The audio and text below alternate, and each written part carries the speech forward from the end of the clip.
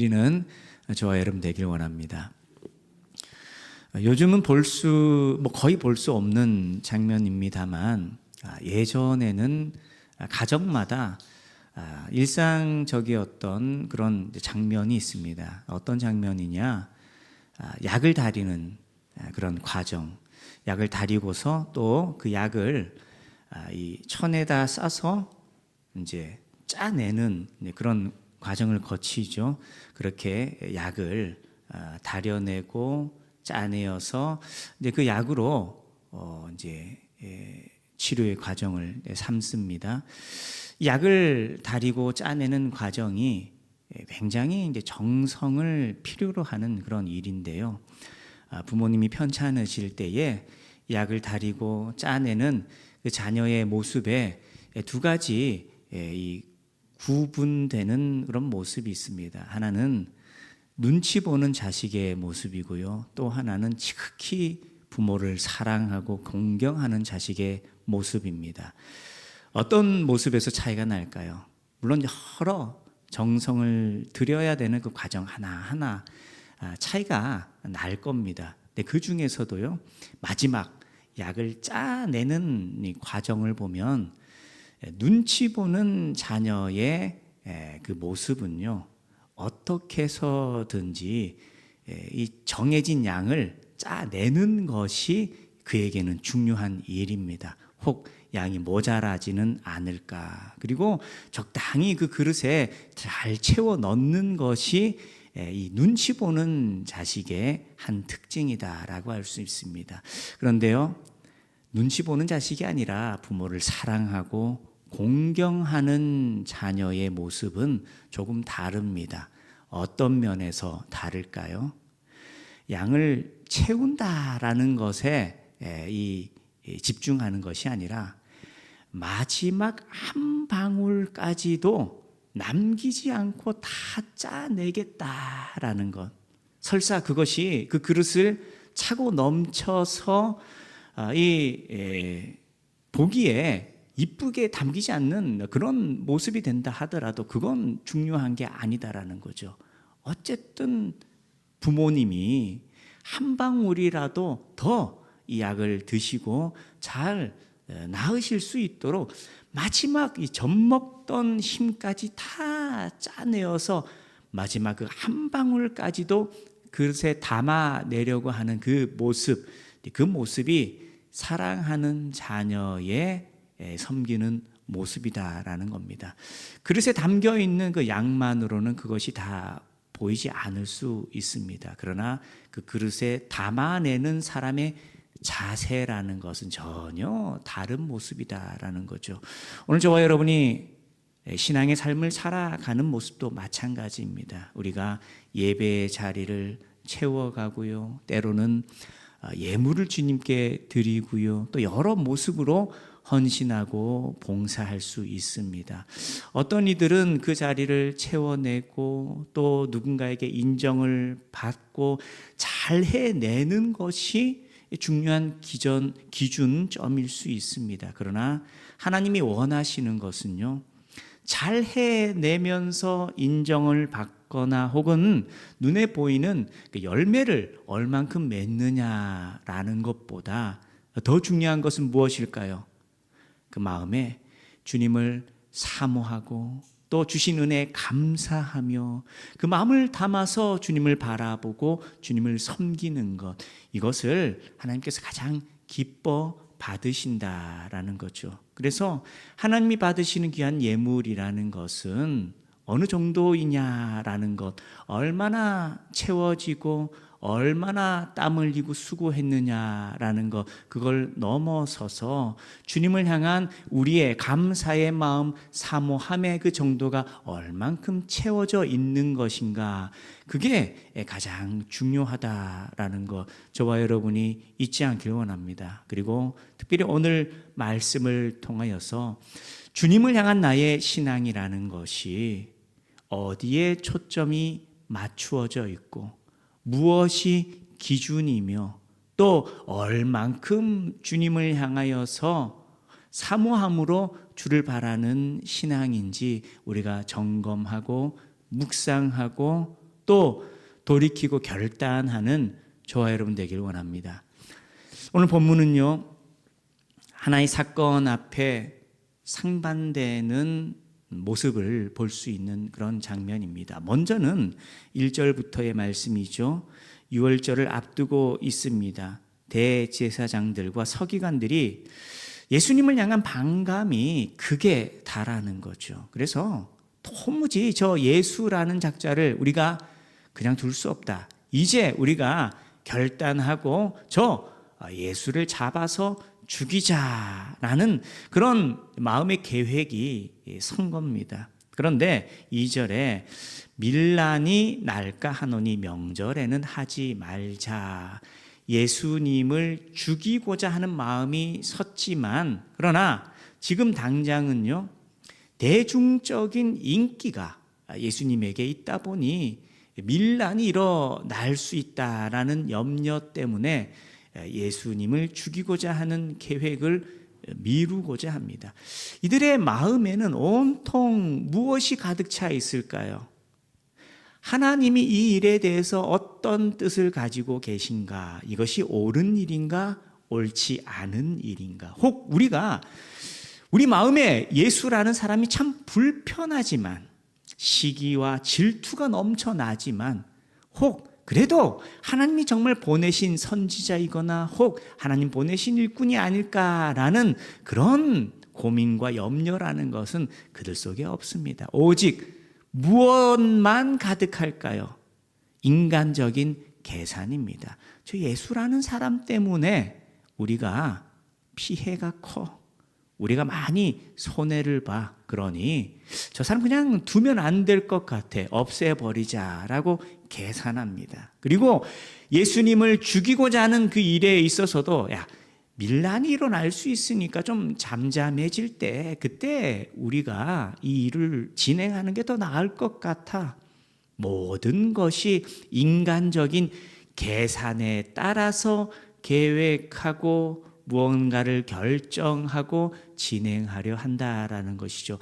이들의 마음속에는요, 이들의 직분은 어떤 직분이다라고 하죠? 대제사장입니다. 서기관들입니다. 누구보다 하나님 앞에 서서 믿음으로 살아가야 하는 그들이지만 그들의 눈에는, 그들의 마음에는 하나님이 없습니다. 인간적인 계산만이 가득하다라는 것입니다. 그리고요, 또 하나, 전혀 다른 입장에서 계산하는 이들이 등장합니다. 3절부터의 말씀을 보시면 한 여인이 옥합을 깨뜨려서 예수님의 머리에 붓습니다. 4절에 많은 사람들이 그 모습을 보면서 감정적으로 요동합니다. 화를 냅니다. 서로 말하며 어떻게 이 향유를 허비하느냐. 5절에 이 향유를 300데나리온에 그 이상에 팔아서 가난한 사람들에게 줄 수도 있지 않았냐라고 반응하는 겁니다. 이들의 모습은요, 동일합니다. 어떤 면에서요? 지금 이 일이 왜 일어나고 있는지, 이 일의 의미가 무엇인지 물어보려고 하거나 예수님의 의향을 들어보려고 하거나 영적으로 고민하는 자세는 전혀 있지 않습니다. 무엇만 있죠? 계산만 있습니다. 저거 너무 귀한 것이고 이 300데나리온이다라고 한다면 1년치 연봉입니다. 수천만 원에 달하는 아주 값비싼 것을 그저 예수님의 머리에 부었다라는 건 그들의 눈에는 의미가 없는 겁니다. 그냥 바닥에 부어버린 것과 다름이 없는 일이다라는 거죠. 왜요? 계산만 하니까. 지금 눈앞에 일어나고 있는 일에 영적인 의미가 무엇이며 또 무엇보다 예수님께 여쭤봐야죠. 이 일이 어떤 일이며 예수님은 이 일을 어떻게 생각하십니까? 물론 이후에 듣기는 하지만 그들이 화를 내고 감정적으로 반응할 이때는요, 눈앞에 보이는 게 없는 거예요. 하나님도 없습니다. 예수님도 없습니다. 아니 저 귀한 걸 그냥 바닥에다 다 쏟아버리네. 예수님께 부어졌다라고 생각하는 게 아니에요. 그냥 버렸다라고 생각합니다. 아니 저거 그냥 아껴서, 아니 돈으로 팔아서 우리한테 맡기든지 우리가 예수님 섬기도록 쓸 수도 있는데 왜 저렇게 허비하느냐라고 반응한다라는 거죠. 이유는 다른 데 있지 않습니다. 계산만 했기 때문입니다. 예수님을 대적하는 자들도 예수님을 섬기며 따르는 자들이다라고 하는 이들도 동일합니다. 어떻게요? 눈앞에 보이는 현상들에 대해서 그저 계산만 합니다. 이것이 나에게 이익이 되는 일인가, 이익이 되지 않는 일인가. 세상은 그렇게 살아갈 수 있습니다. 왜냐? 보이는 게 전부인 사람들에게는 보이는 것을 가지고 계산하고 따지고 그 속에서 의미를 찾는 것이 어쩔 수 없는 일인 거죠. 그러나 믿음으로 살아가는 이들은 달라야 합니다. 저와 여러분은 영혼을 가지고 우리가 영적인 존재다라는 것을 인식하며 살아갑니다. 하나님은 영이시고 그 하나님께서 우리에게 영원한 생명을 주셨다라고 고백하며 살아갑니다. 육체는 한 번 정해진 때가 있지만 그렇다고 내 영은 소멸하지 않는다. 하나님께서 생명을 주셨고 그 영혼이 나의 본질이다라고 믿고 고백하며 살아갑니다. 그렇기 때문에 우리는 내 눈앞에 보이는 어떤 현실, 어떤 상황들에 대하여서 내 머리만 가지고서 계산하는 삶을 살아서는 안 된다라는 겁니다. 무엇보다 믿음으로 살아가는 삶은 더욱 그러합니다. 우리는요, 눈에 보이는 것이 아닌 우리에게 주어진 말씀을 가지고서 잘 분별해야 합니다. 우리에게 기준은요, 물질적인 것이 아니라 영적인 것이 기준입니다. 그래서 하나님 주신 말씀이 우리 속에 주어져서 그 말씀 통해 깨닫게 될 때 또 그것이 하나님의 뜻이다라고 우리 속에 감동이, 성령을 통한 감동이 주어질 때 우리는 고백합니다. 이것이 옳다고, 또 내가 이것을 위해 살아야 한다고, 내가 이 일에 순종해야 한다라고 고백한다라는 것이죠. 오늘 저와 여러분의 우리의 삶 속에 우리가 기준으로 삼고 있는 것, 나에게 근거가 되는 것 무엇일까요? 하루하루 바삐 살아가면서 그저 눈앞에 보이는 것이 전부이고 그것이 기준되어서 그냥 이 육신적으로 본능적으로 살아가고 있는 모습은 아닙니까? 그래서 믿지 않는 이들이 아니라, 예수님을 대적하는 이들이 아니라, 예수님 곁에 머물고 있는 제자임에도 불구하고 눈앞의 것을 두고서 내 머릿속으로 이성적으로 계산하면서 이것이 나에게 이익이 되는 것인가, 나에게 손해가 되는 것인가, 그걸 나의 이 육신이 기준이 되어 판단하고 있지는 않냐라는 겁니다. 여러분, 육신대로 판단하면 믿음으로 살아간다라는 것 자체가 다 손해보는 일입니다. 우리가 함께 모여 예배하는 것이 어리석은 일입니다. 그러나 우리는 이 시간을 구별하여서 함께 모입니다. 예배합니다. 또 하나님께 예물을 드립니다. 그리고 함께 모여 기도하고 헌신하고 순종하고 전도하는 삶을 살아갑니다. 왜요? 눈앞에 보이는 현실이 전부가 아니라, 그것이 기준이 아니라 나는 영적인 존재이고, 그렇기 때문에 내 눈에 보이는 것은 물리적인 현상뿐만이 아니라 하나님 주시는 말씀, 그것이 우리의 기준이고 우리가 따라야 할 진리다라는 것을 고백하기 때문이죠. 오늘 이 예배 속에서도 그런 은혜와 감동이 저와 여러분에게 주어지길 원합니다. 지금 우리 눈에 예수님 보이지 않습니다. 혹시 제 옆에 계신 예수님이 보이시나요? 여러분, 의심하셔야 됩니다. 여러분 눈앞에 예수님이 보인다, 여러분 눈앞에 하나님이 보인다라고 한다면 그건 오히려 우리가 점검받아야 되는 그런 상황일 수 있습니다. 그럼에도 우리는 고백합니다. 주님이 보인다고. 우린 주님을 만났다고. 어떻게 해요? 육신의 눈이 아니라 믿음의 눈으로, 말씀을 통해 성령의 감동케 하심을 통하여서 이 예배 속에 함께 하시는 주님을 만나고 그 주님과의 만남 속에서 감동을 얻고 또 그 주님께서 주신 말씀 때문에 깨닫게 되고 회개하게 되고 결단하게 되고 그 말씀에 소망을 품고 믿음으로 살아가리라 고백하며 강구하는 그런 영적인 반응들이 저와 여러분에게 주어지게 된다라는 것입니다. 오늘 저와 여러분의 믿음의 삶이 육신만으로 익숙해져 버린 채 예배를 오가긴 하지만 그 마음에 주의 말씀을 잃어버리고 영적으로 깨어있지 못한 삶이 아니라 우리 속에 담기기를 원합니다. 주님의 은혜가 담기고요. 주의 말씀이 담기고요. 그래서 우리가 주님을 섬기며 따르는 삶이 주신 말씀에 대하여서 믿음으로 고백하고 주님을 더욱 사모하면서 주님을 따를 수 있는, 계산하여서 이것이 나에게 이익이 되느냐 손해가 되느냐가 아니라 이것이 하나님의 뜻이냐 그렇지 않느냐라는 것을 구분하고 분별하여서 믿음으로 살아갈 수 있는 저와 여러분 되기를 소망합니다. 오늘 본문 속에는 이 대제사장과 서기관들과 전혀 다른 모습, 그리고 또 한 여인의 그 헌신을 보며 화를 내는 이들과 전혀 다른 자세, 다른 모습을 가진 한 여인이 등장하게 됩니다. 예수님을 사모하는 여인이었습니다. 그리고 그 무엇보다 중요한 것은 예수님의 말씀에 그 어느 누구보다 귀를 기울였던 한 여인이었다라는 겁니다. 자, 오늘 말씀 보시면은요, 예수님께서 책망하는 이들을 향하여서 6절 말씀에 가만두라. 너희가 어찌하여 그를 괴롭게 하느냐. 그가 내게 좋은 일을 하였다라고 말씀하십니다. 그리고 8절 말씀을 보시면 그는 힘을 다하여 내 몸에 향유를 부어 무엇을 준비했다라고 하죠?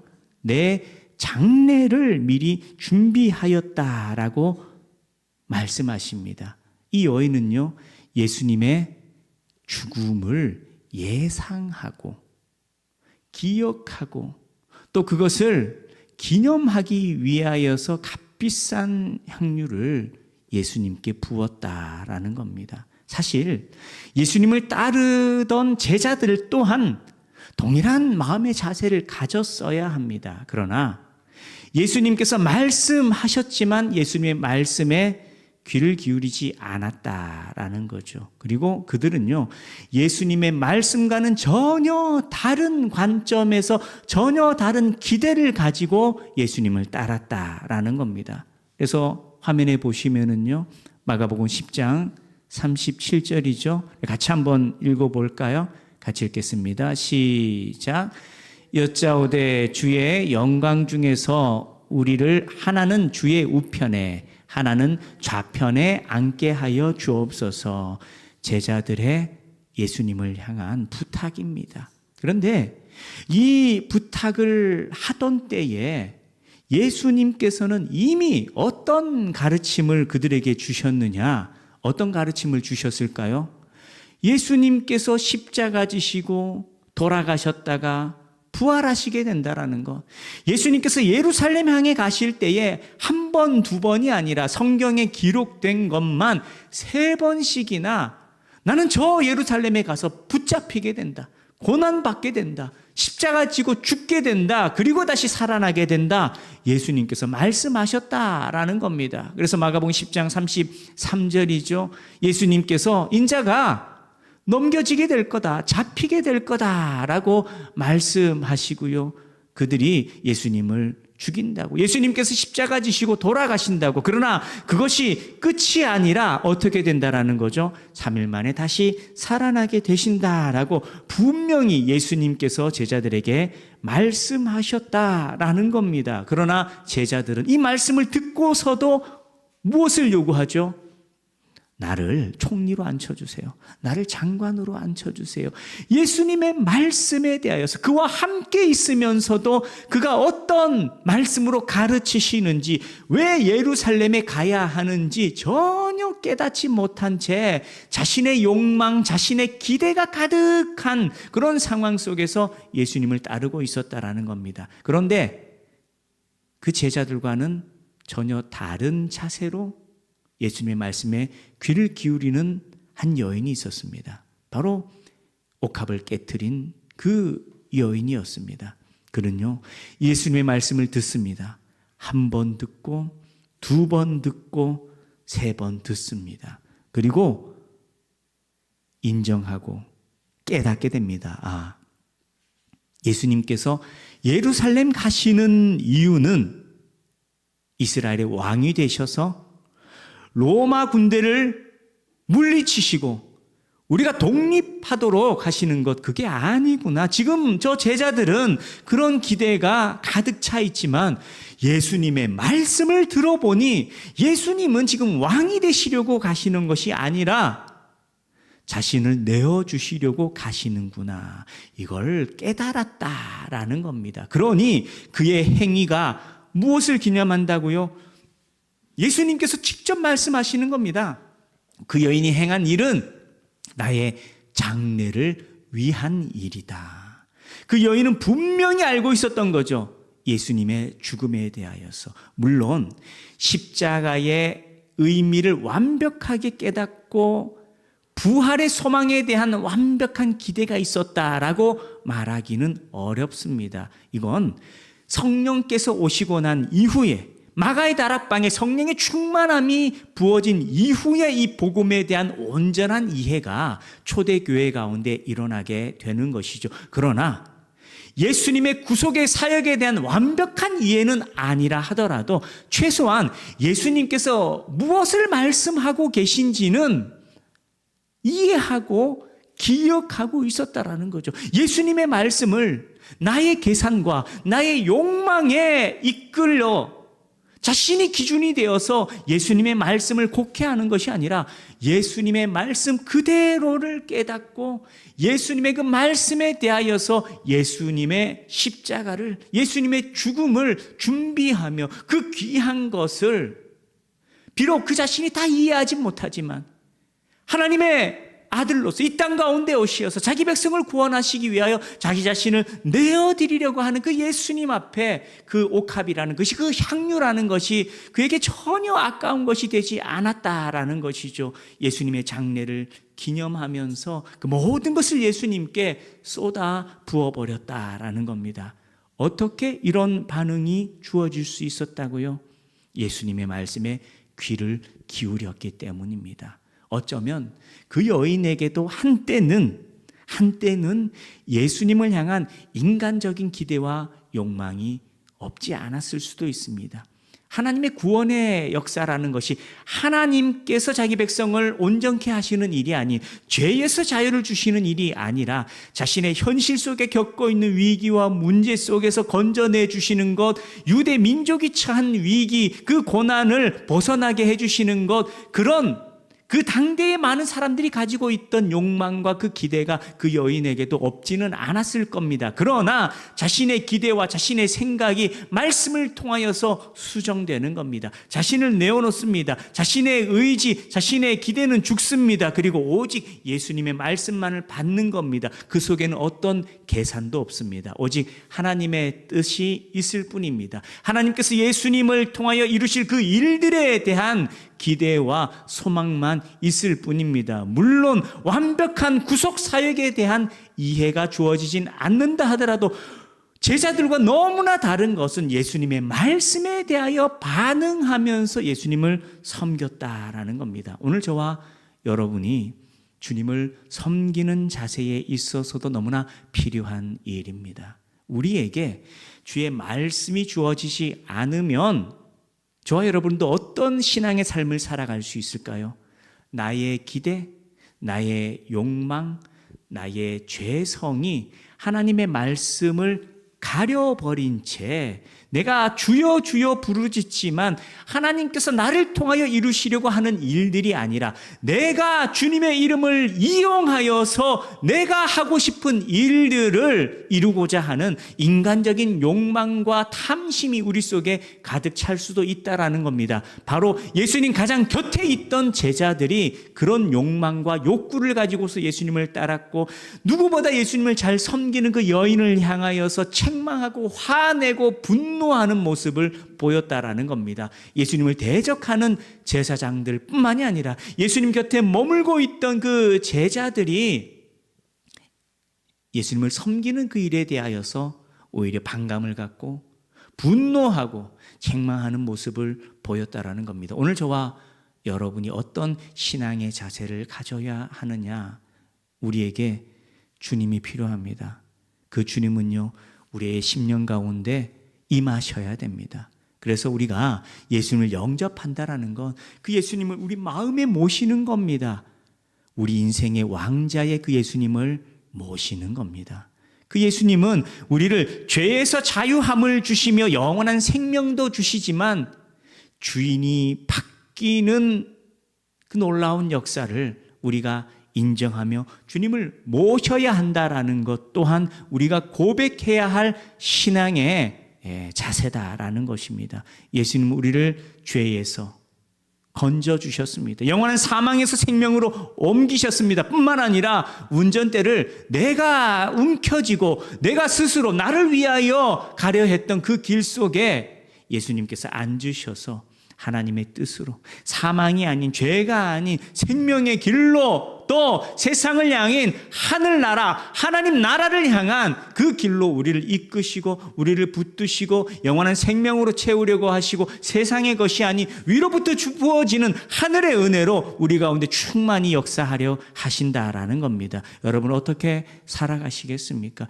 누구에게 맡기겠습니까? 내 인생의 길을 여전히 구원받고 은혜는 받았지만 내가 이끌고 나를 위하여 내 삶을 이끌어 가겠습니까? 내 삶의 왕좌에 그 운전대에 주님을 모시겠습니까? 오늘 저와 여러분이 주님을 신뢰하고 의지하며 또 주님께 우리를 맡기는 그 삶 속에서 날마다 우리에게 주시는 그 말씀 앞에 깨닫고 은혜의 감격 속에 머물고 하나님의 뜻 앞에 결단하면서 온전히 주님을 따르며 섬기는 거룩한 주의 백성 되기를 소망합니다. 요즘 테슬라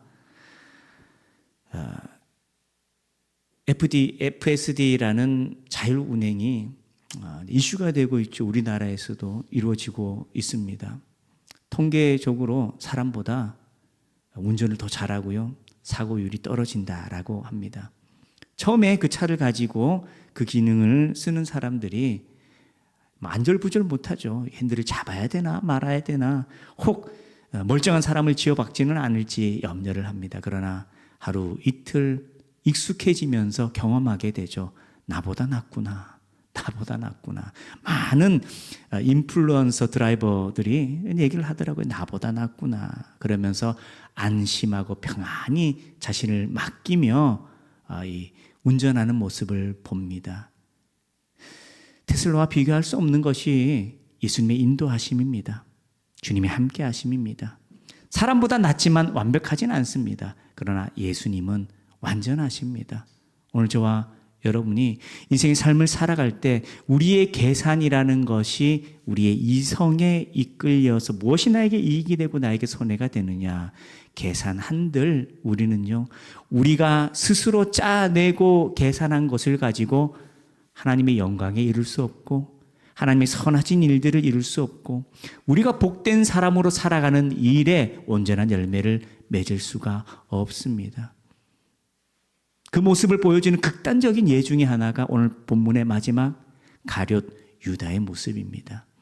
제자들은 예수님의 말씀을 이해하지 못했다라고 제가 나누었죠. 그런데 그 중에서 유독 예수님의 말씀을 말귀를 알아들은 제자 하나가 있었습니다. 그게 누구였을까요? 가룟 유다입니다. 물론 영적으로는 다른 의미에서 이해했다라는 것입니다. 가룟 유다 이외의 다른 제자들은 예수님의 왕되심을 기대하며 그와 함께 있었습니다. 그러나 가룟 유다는 깨달았습니다.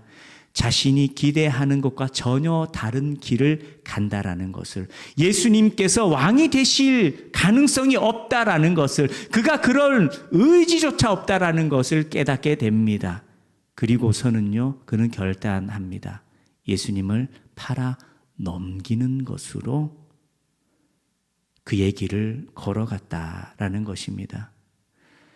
오늘 저와 여러분이요, 주님을 모십니다. 주님께 나를 맡깁니다.